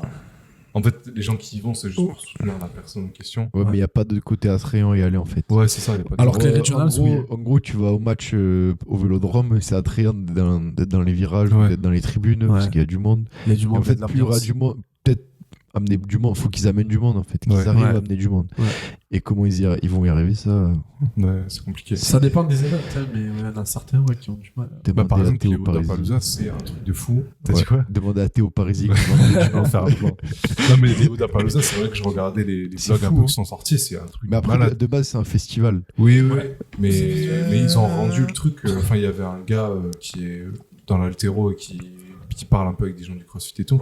Il disait il n'y a aucun sport de force où il y a cette envergure. Ouais. C'est Torotki, non L'Ukrainien, là. Non, Zach Telander. Là, je sais pas si tu vois. Ah ouais. Mais il y a un Ukrainien, bah, ils invitaient justement. Alexei, ouais. Genre, ils invitaient des haltéros, ils les faisaient lifter devant tout le monde en fait. Ouais, Ah ils ont ouais. fait ça aux Games aussi. Trotsky, il avait été parti lifter. En fait, du coup, ça rend le truc attrayant. Ouais, ouais. Non, mais c'est un truc. Enfin, bon, c'est un débat à part. Et petit. Là, on est à 1h05. Dernière partie sur les réseaux. On voulait faire un podcast spécifique sur les réseaux. Et Qui viendra. Ouais, qui viendra prochainement. Et la part qu'ont les réseaux sociaux dans l'entraînement, surtout dans le CrossFit. Quelques mots là-dessus, Jules. Celui qu'on fera, ce sera sur la vie de tous les jours aussi. Surtout. La part des réseaux dans la vie, mec. Ouais. Et du coup, moi, je pense que. Moi, juste les réseaux, pour moi, je m'en sers que pour discuter avec mes athlètes et voir les vidéos, etc., pour échanger. Mais moi, ça me saoule. Et je pense que ça saoule tout le monde en fait. Ouais, Genre, c'est- quelque part, tout le monde est. Mais tout le monde dit. Oui, mais t'as pas Tout le le choix. monde En fait, dit, t'es mais bloqué. ouais, t'es bloqué. Enfin, nous, on est bloqué en tout cas pour échanger avec nos athlètes, pour. Même pour faire notre. Bah, pour communiquer pub. aussi. Oui, pour Ouais, communiquer, tu vois, mais en termes de moi, de poste de ma vie de tous les jours, je mets plus rien. Enfin, tu vois, il n'y a plus rien de Ouais. moi. Enfin, c'est juste un outil de travail maintenant. C'est Ouais. plus. Et je m'amuse plus à aller voir qui a snatché tel truc, les posts des autres. Je suis un peu dans ma bulle maintenant, tu vois. Ouais. Toi, Ruben. Et je conseille d'ailleurs à mes athlètes d'être dans leur bulle. Ouais. Et en gros, et même quand ils font des mouvements qui sont un peu genre en apprentissage et tout, je leur dis mais montrez pas, tu vois. Gardez-le pour vous et même quand vous y arrivez, montrez pas, tu vois. C'est un truc, c'est pour vous que vous le faites, c'est pas pour la société réseau. on va Ouais, dire. après, il y a toujours cette tentation de. Ouais, T'es mais fier de toi, donc t'as envie Ouais, de c'est ça, t'as montrer envie de partager. à les gens qui te suivent. Ouais, mais c'est mieux d'aller voir d'avoir un copain à toi, tu vois. Tu dis, ouais, aujourd'hui, tu vois, j'ai fait ça, trop Ouais. bien, machin. Et vaut mieux faire le lourd un peu une journée parce que t'as été content que de s'afficher sur des réseaux. Moi, je trouve faut revenir un peu aux fondamentaux de avant, Ouais. du contact humain, quoi. Ouais. Je suis d'accord. Mais après. Et c'est ce qui, par exemple, avec mes athlètes, Loïc et Thomas, tu vois, je les ai Mais rencontrés en coaching. Sans les réseaux, tu ne l'aurais pas connu. Hein. Ouais. C'est ça qui est ouf. Et ouais, mais au final, du coup, je les ai rencontrés en vrai et le contact humain a ajouté un truc au coaching qui est incroyable. Bien sûr. Tu vois, c'est devenu mes potes et. C'est pour ça que je veux, moi, que maximum de monde au quarterfinals à Castel quand Ouais. on organisera, tu vois. C'est que. En fait, Sachant- même, tu vois, je leur dis, si vous voulez venir un week-end, à n'importe. S'ils veulent venir un week-end, nous rencontrer ou s'ils veulent. Le sud, à Avignon, il y a des trucs à faire. Si tu viens un week-end, quand même, on tu vit vois, dans une zone sympa, venez. c'est assez touristique. Bah, tu viens le vendredi soir, le samedi matin, tu nous vois et tu nous rencontres, tu vois, et ça ajoute un truc. On a passé une sacrée soirée. Ça, Bon, ça, après- ça reste entre nous, ça. Non, moi, je suis un peu bloqué sur. Alors, des fois, je suis un peu bipolaire sur le sujet parce que des fois, je vais poster des stories, des trucs pour montrer à mes potes, pour que mes potes le voient, tu vois. Mais il y a des fois où je me dis ça me saoule. Je pense que. Alors, c'est très difficile à faire parce que les réseaux sociaux reposent beaucoup sur essayer de capter au maximum ton attention. Mais moi, j'essaie de trier au maximum mon Instagram, c'est-à-dire que j'essaie de pas suivre mes concurrents, entre guillemets, que ce soit dans le sport ou dans le monde professionnel, pour pas me biaiser et pour pas C'est Pierre qui disait, moi mes concurrents en Master 40, je les suis pas parce que si un jour, un matin, je vois un qui fait un PR, machin et tout, ça va me démoraliser, ça va affecter ma vie de tous les jours et mon entraînement. Donc j'essaie de trier. Et après, en finale, sur Insta, si tu vas sur mon Insta, il y a quasiment rien de CrossFit. Tu vas voir des trucs de flamenco, des trucs de corrida, des trucs moi, des fois de philo. Moi aussi, si tu vois, c'est pareil, il n'y a rien, il n'y a que ma famille, il y a moi, mais il y a une vidéo de snatch, et encore, je l'avais enlevé un moment, tu vois. En gros, tout ce qui est du sport, je l'ai enlevé parce que ça regarde que moi, et je le fais pour moi. Les trucs de mettre ta famille, t'as ta famille sur tes réseaux, tu montres aussi, tu vois, mais c'est tout. Ouais. Pour moi, et après, bon, du coup, on essaie quand même avec Ruben de se construire une image de coach par nos réseaux aussi, perso aussi, en faisant des stories, en essayant de. Bon, on repartage nos athlètes et tout, mais c'est tout ce qu'on fait. Ouais. Ok. Mais. Si des fois, je mets mon chien. Ouais, voilà. En termes de performance, c'est plutôt. Ça a plutôt un impact négatif dans la vie, dans la performance de n'importe quoi. Pro, perso, sportive, familiale même. Ça peut avoir même si dire de la performance en famille c'est compliqué, mais enfin je sais pas si vous voyez ce que je veux dire un peu. En fait on en parlait avec Pierre pareil, et je disais il y a très peu de fois quand même où tu sors ton téléphone, tu scrolles, tu le reposes et tu te dis putain je suis content de ce que je viens de voir. Très souvent tu le reposes et tu te dis putain franchement quoi, sur Insta en ce moment des fois tu passes 10 minutes et je sais pas si ça vous tu arrive. rigoles bien sur les réels quand même. Ouais. C'est vrai qu'avec Jules on s'envoie beaucoup de quoi d'ailleurs. On rigole mais en fait tu devrais avoir un réel sous forme de mail, tu vois, en format genre téléchargeable que tu regardes et t'as pas un truc à scroller direct après, tu vois. Mais non, mais juste par rapport à ça, c'est vrai que ça pollue la vie de pas mal de gens. Je sais pas si vous avez dans votre fil aussi des fois des reels où il y a un mec qui vous dit d'arrêter de scroller, tu vois. Je sais pas si vous l'avez déjà vu, ce genre de contenu. Ou un mec qui vous dit fais une pause et tout. Ou alors les mecs qui te disent tu sors le vendredi parce que t'es un branleur ou les trucs comme ça, non? Non, vraiment, en fait, des trucs dans Instagram et de mecs qui ont fait un reel exprès pour te dire, vas-y, prends le temps, là, c'est ton dernier reel de ton truc et tout. Je sais pas si ça vous est déjà arrivé. Non, c'est que tu dois vraiment passer du temps. Non, mais c'est une tendance que je commence à voir un petit peu, même de comptes Insta qui sont, c'est un peu paradoxal, mais qui sont dédiés à justement te donner un bon rapport avec les réseaux, te donner des clés pour les apprivoiser. En fait, ça allait tellement vite. Je pense que c'est une éducation. Oui, c'est ça, c'est ce que j'allais dire. Ça allait tellement vite, ça arrivait tellement vite Insta, puis après les Reels, puis après TikTok, puis après que personne n'a été éduqué à bien les utiliser. Tu vois. C'est comme au début quand il y a eu des voitures qui ont été mises sur le marché, personne ne savait conduire, il y avait des accidents, il n'y avait pas de ceinture de sécurité, et après ça s'est régulé. Je pense que il n'y avait pas de dose aussi pour l'alcoolémie. Il n'y avait pas de contrôle d'alcoolémie, il n'y avait pas de. Ou alors le gendarme c'était ton voisin, tu le connaissais, il te laissait partir. Enfin, maintenant c'est des du coup je pense que ça va se réguler. J'espère en tout cas, moi je suis quelqu'un d'optimiste, que les gens apprendront peut-être à l'utiliser. En tout cas, on n'y est pas encore, mais peut-être. Après, en soi, dans le principe même de partager des perfs, c'est cool, tu vois. Mais tous les jours, et après mettre tes perfs, et après aller voir les performances de tes concurrents. De tes concurrents, c'est complètement. C'est plus démoralisant qu'autre chose. Ah oui. Ouais. Ah oui. Ça dépend. En plus, après, des fois, tu te renfermes dans un cycle d'approbation externe des gens, en fait. C'est-à-dire que tu mets un truc et tu vas être fier de toi si tu vas avoir plus de réactions, et si t'en as moins, tu vas dire, en fait, ce que j'ai fait, ça vaut rien. Alors que, en fait, des fois, c'est juste l'algo qui va montrer ton truc à des gens et pas à d'autres, ou les gens qui vont juste pas réagir. Donc, c'est vrai que je suis d'accord avec toi dans le sens où, en fait, il faut arriver à poster et à en être détaché quand même, et à juste le poster parce que t'es fier de toi, et voilà. Mais que s'il y a 0 like, 0 vue et personne ne réagit, ça te fasse rien, tu vois. Ouais. Faut pas chercher, je pense, les réactions à travers ça. Le truc, c'est que nous, on gagne pas notre vie, donc ça doit rien nous faire quand on pose quelque chose, quoi. Ouais. On gagne pas notre vie en postant sur les réseaux. Ouais. Donc si ça nous apporte pas un rond, c'est pas grave. Ouais. Et même si c'est des trucs perso, quand par contre t'as 2 millions d'abonnés et que ta vidéo, elle fait, ou ta photo, elle fait 4000 likes, là, t'as un problème parce que tu vas pas manger le soir, tu vois. Ouais. Mais en soi, on devrait s'en foutre parce que c'est pas ça qui va nous faire vivre, quoi. Et vous avez des pratiques, du coup on parlait d'éducation, un peu de sécurité et tout, des pratiques que vous mettez en place par rapport au téléphone, au réseau et tout Pour essayer justement de prendre un peu de distance et de diminuer le fameux temps d'écran à la fin de la scène. Ouais. Moi, j'ai fait le classique de poser 1 heure avant. C'est-à-dire 1 heure avant d'aller me coucher, je le pose, je le branche, je le mets à charger, je le pose et je lis. Et systématiquement, tu t'endors jamais avec? Non, c'est fini ça. C'est fini. J'ai encore le mauvais réflexe de le regarder dès que je me réveille. Ouais. Ce qui est... Ça, c'est... Ouais. Du coup, ça, faut que je travaille dessus. Mais déjà, j'ai réussi à 1 heure avant le poser, le brancher, et je me mets à lire, et c'est bon. Ok. Voilà, ça, j'y arrive. Moi, c'est plus un dialogue interne avec moi-même. c'est plus me dire que... Qu'est-ce que tu fais? Non, mais ouais, mais C'est ça... un mec qui met des claques à l'autre mec, genre, son dialogue interne. Aussi, ouais. Bah, ceux qui me connaissent savent comment je peux... Bah, je peux être dur avec moi et avec mes pratiques et ce que je fais dans la vie, quoi.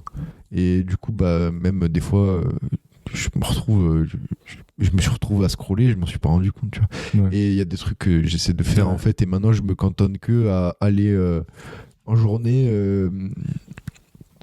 si j'ai des questions de mes athlètes, si j'ai des questions, on m'envoie des trucs, répondre, tu vois. Mais si c'est des trucs, si c'est un pote qui m'envoie un réel pour rigoler ou si c'est un truc comme ça, bah il attend que soit ma pause déjeuner le midi, soit le soir. Le soir en général, je prends 1 heure pour me détendre et rigoler un peu sur les réseaux avec mes potes. Mais sinon, c'est que je me contente qu'au pro, tu vois. Genre si c'est un athlète, je réponds. Si c'est un pote, je réponds pas. Et le soir, si c'est un pote, je réponds. Si c'est un athlète, je réponds pas. Ouais. Là, t'arrives à faire... Bah, faut trier, quoi. Bah, après, jusqu'à 22h, mais même à mes athlètes, j'y réponds parce que je pense que ça fait partie de mon service et qu'ils sont heureux que je leur réponde aussi tard parce que sinon, en fait, tu travailles jusqu'à 18h, eux, ils vont s'entraîner après, du coup, ils vont pas te parler. Et à 21h, ils finissent de s'entraîner, ils rentrent chez eux, ils vont te parler juste après, en fait. Et après, à la limite, jusqu'à de 18h à 21h, je fais des trucs pour moi, m'entraîner, manger, etc. Et à 22h, je prends cette heure-là pour discuter avec eux, en fait. Et c'est un truc que j'ai mis en place. Mais c'est incroyable comme ça a multiplié les interactions sociales. Ouais. Moi, je sais que le nombre de personnes à qui je parle dans la journée, avant qu'il n'y avait pas les réseaux, tu parlais aux gens on que s'en tu rend pas croisais. compte. Hein. On s'en rend pas compte. Et là, avec moi, par exemple, j'ai basculé tous mes athlètes sur WhatsApp. Au moins, tu vois, c'est sur WhatsApp. Sur une appli, ouais. Voilà. Et au moins, tu vois, WhatsApp, en plus, c'est vraiment bien fait pour ça. Donc, au moins, tu vois, quand je reçois un WhatsApp, je sais que c'est pour ça. Et au moins, ça dissocie les deux. Mais ouais, dans une journée, entre les gens que je croise, à qui je parle physiquement, et coaching et tout, Insta et tout, ça doit être un nombre incroyable par rapport à quand il n'y avait pas de réseau, quoi. Ouais. Ça a changé les rapports sociaux, hein. C'est sûr. Non, puis en fait, c'est surtout que c'est un flow constant, c'est-à-dire que tout peut arriver à tout moment. Tu peux être, toi, dans le milieu de ta séance, tu vas prendre ton tel pour mettre ton chrono ou machin, tu vas avoir un mail direct. Ouais. Et ouais, c'est ça, t'es disponible tout le temps, en fait. Non, mais en fait, ça, sans vouloir. Tout le temps. Mais du coup, un des trucs que j'ai mis en place moi, sur mon tel, c'est déjà de supprimer les nocifs, les trucs rouges, sur toutes les applis. Donc j'ai plus du tout ça. Ah ouais, ça je l'ai fait aussi, ouais. J'ai enlevé aussi toutes les notifications, genre Instagram et tout, tous les likes, les commentaires, les machins. Sur le compte de MF, par exemple, je vois plus quand on envoie des messages. Sur le compte de MF, bonjour, quoi. Dès que tu vois un message, dès que tu vois un like, oh là là, mais ça, c'était jusqu'à il y a très récemment, je l'ai fait il y a très récemment, d'enlever les notifications de commentaires, de messages et tout. Parce qu'en fait, je me rendais compte que ça me perturbait trop. Et surtout, j'avais une espèce de culpabilité quand je répondais pas. Où je me disais, merde, là, le mec, il lui faut une info, je peux pas lui répondre et tout, machin. Donc, en fait, maintenant, j'ai enlevé et j'y vais que quand je suis disposé à le faire. Il faut compartimenter. Ouais, mais c'est très dur parce que, en fait, le téléphone D'ailleurs, c'est un truc de fou parce que, aussi, une autre pratique, c'est que le matin, mon téléphone, je le laisse dans mon bureau et je le prends que 1 heure après m'être réveillé. Je prends le temps de faire mes trucs, j'allume pas l'ordi, rien, genre, je fais tous mes trucs et après, je le prends. Mais en fait, des fois, ça m'arrive de prendre l'ordi avant de prendre le téléphone. Et le téléphone, il a ce truc où ça centralise tout sur le même écran. C'est-à-dire que ton ordi, tu l'ouvres, t'as pas toutes tes notifs d'un coup en même temps. Faut que t'ailles sur WhatsApp, faut que t'ailles sur tes mails, machin.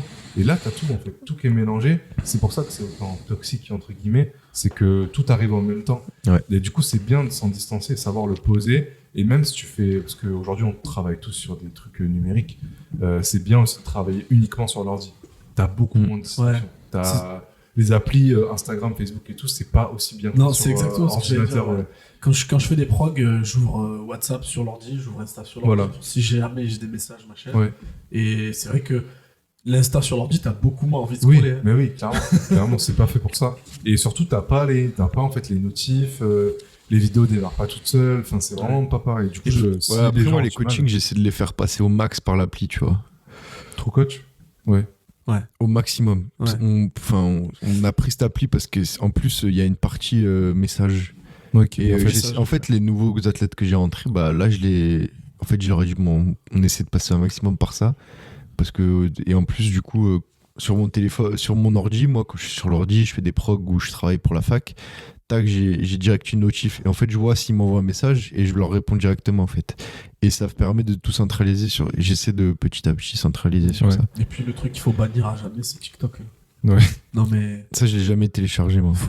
Moi, je l'ai téléchargé, j'ai pas mis les notifs et je suis content de pas l'avoir fait parce qu'une Ouais. fois que tu vas, oh, t'es cuit, t'es mort, ça t'aspire, c'est incroyable. Non, c'est très très fort. Et puis c'est du contenu, c'est. Bah après, en fait, sur Instagram, on se rend pas compte, mais on a la même chose. C'est Ouais, juste remixé. TikTok, c'est encore plus. Ouais. Enfin, vraiment, C'est encore plus poubelle, je trouve. Ouais, vraiment. Genre. Bon, après, je dis ça, on met des trucs de MF dessus, mais en fait, c'est que du repost Oui. de ce qu'on crée pour Insta. Mais après, du coup, concrètement, qu'est-ce qu'on peut donner comme conseil, tu vois? Là, on a discuté et tout, mais qu'est-ce qu'on peut mettre comme conseil? moi, franchement, un très bon conseil, c'est déjà de pas l'avoir en se levant. Mais Ouais. ça a été vraiment, j'ai mis quasiment 3 semaines à ne pas avoir envie d'aller le prendre tous les matins. Ouais. Et mais vraiment, c'était une envie, c'est-à-dire que, je sais pas, j'avais vraiment besoin d'aller voir ce qui s'était passé.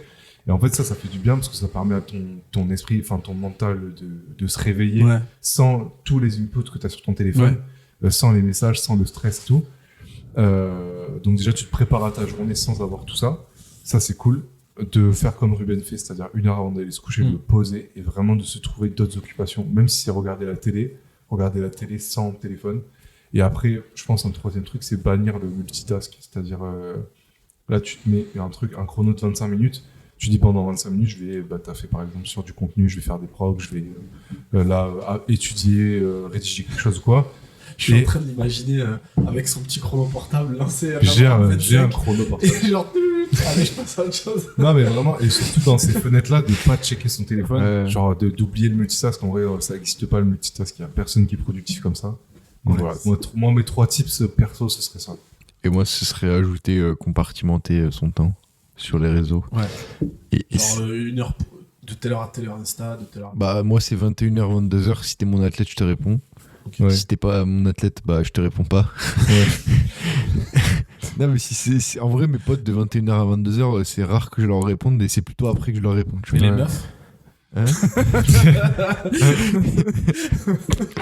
Je répondrai pas à cette question. Non, mais c'est Ça, vrai. c'est à n'importe quelle heure de la journée, de la nuit. Et après, ouais, t'as un truc aussi, supprimer au maximum les notifs. En fait, tout ce qui va t'inciter à retourner dessus, le supprimer, quoi. Faudrait qu'au Et maximum, repasser quand sur tu du format papier. Oui, aussi. Travailler un max. Moi, je sais que si je veux apprendre un truc, si je veux être productif, Tu prends des notes sur papier. je prends tout sur papier. Ouais.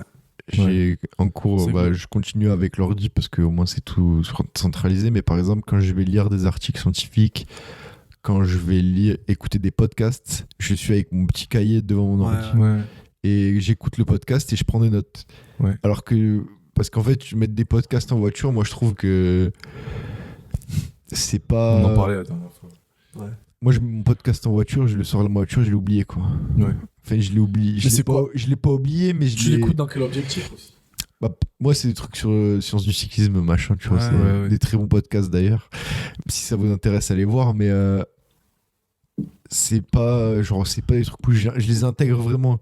C'est pas des trucs que je prends le temps de les intégrer, les comprendre et les étudier après, tu vois. Ouais. Alors que si je me dis, ok, aujourd'hui, je lis 4 articles scientifiques sur tel sujet, bam, je me mets dessus, ça me prend 2 heures, et j'ai lu mes 4 articles et je les ai intégrés. Ouais. Tu vois. Ouais. Et ça peut être, du coup, pour son entraînement, avant d'aller à sa séance, t'as ton carnet d'entraînement, t'écris ta séance. Ouais. Aussi, ouais. T'intègres ta séance. Moi, ce que je fais, c'est. Tu l'écris sur le tableau et après. Sur Ouais, mais après, pas tout le monde a une chance d'avoir une salle avec 18 whiteboards. Oui, mais, bien sûr. Tu prends ton temps, tu prends ton carnet d'entraînement, tac, tu marques ta séance. Et après, tu mets mode avion et en avant, quoi. Ouais. Le retour du papier. Ouais, bien sûr. Non, mais après, moi, je prends pas de notes. Enfin, ça dépend des podcasts que j'écoute. Si j'écoute un podcast d'entraînement, bien sûr, je vais prendre des notes.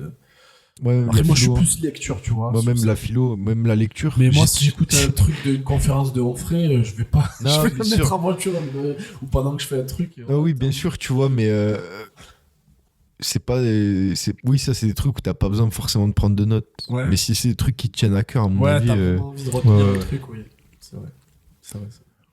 Bon, je pense qu'on est bon pour ce soir. Très bon échange. Hein. Ouais. Toujours. On se voit au prochain J'espère podcast, du coup. Ouais, j'espère qu'ils ont kiffé. Parce que moi, j'ai kiffé en vrai. Ouais. Ça, c'est stylé d'avoir un petit micro comme ça, là. J'ai l'impression de... Ouais, c'est vrai. Fais pas l'anglais, s'il te plaît. Si vous ne connaissez pas la vidéo de l'anglais. Tiens, Théo, tu l'as mis au montage. Non, mais merci de nous avoir écoutés. Et puis, rejoignez-nous sur MF Compete là, pour les prochaines échéances qui arrivent. Puisque la prog sera adaptée, du coup, quand même aux Open, aux Quarters. Et après, aussi aux qualifiers des grosses compétitions. Fillette, Marseille, French et tout. Ouais. Ce sera adapté dans la prog. Il y aura des voies spécifiques pour les gens qui tentent les qualifs et qui veulent surtout les refaire. Et puis, voilà, merci. Et puis, si vous nous croisez au compète, venez nous voir. Ouais, c'est vrai. Même si on peut paraître un peu froid, Ruben et moi. Non, parce c'est que... pas vrai. Ruben et moi, on paraît un peu froid. Non, surtout toi. On parlera avec vous si vous voulez parler avec vous. Voilà. Merci et ciao tout le monde, à la prochaine.